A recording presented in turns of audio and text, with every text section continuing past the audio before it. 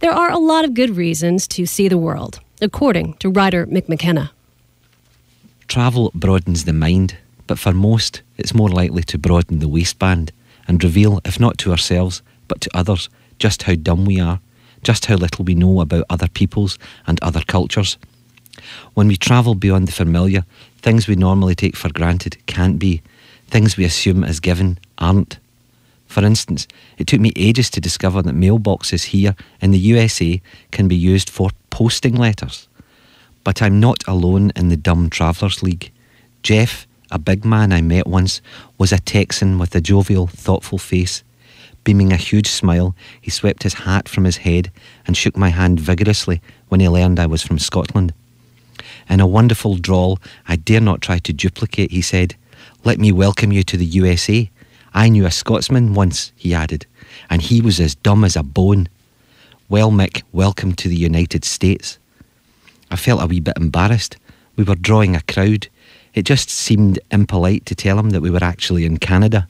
Maybe all the Stetsons at the Calgary Stampede made him think he was still in Texas. Travel does that to people. It makes us stupid. A Californian grape farmer I met could be in the running for the Star Prize in daftness. I met him on board a ship. He was very enthusiastic when I told him there are no vineyards in Scotland.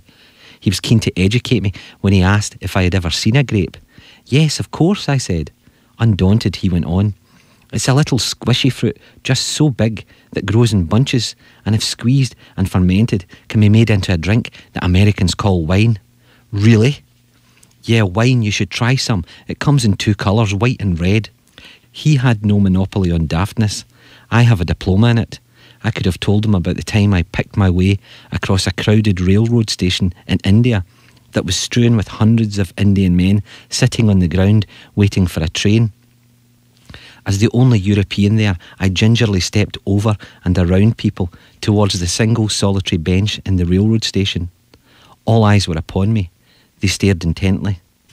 For some stupid reason, I sort of guessed that no one was sitting on it, because in my mind, Indian people, unlike me, prefer to sit on the ground. As I parked my weary rear, it was as if I switched on a light. They all smiled. Several applauded. A few cheered. I grinned back like a sultan bestowing goodwill on his loyal people. Someone shouted 2 words in English that I wish I had not understood. "Wet paint." As I stood up, prizing myself from the tacky surface, I had stripes, nice green ones on my back, on my butt, and even on my legs. As I rose before the crowd and gave them the view they deserved, they whistled and cheered. A little man, the one that had shared the big joke with me, called, "Where are you from, sir?" "Me," I answered. "Which country, sir?" shouted the wee man.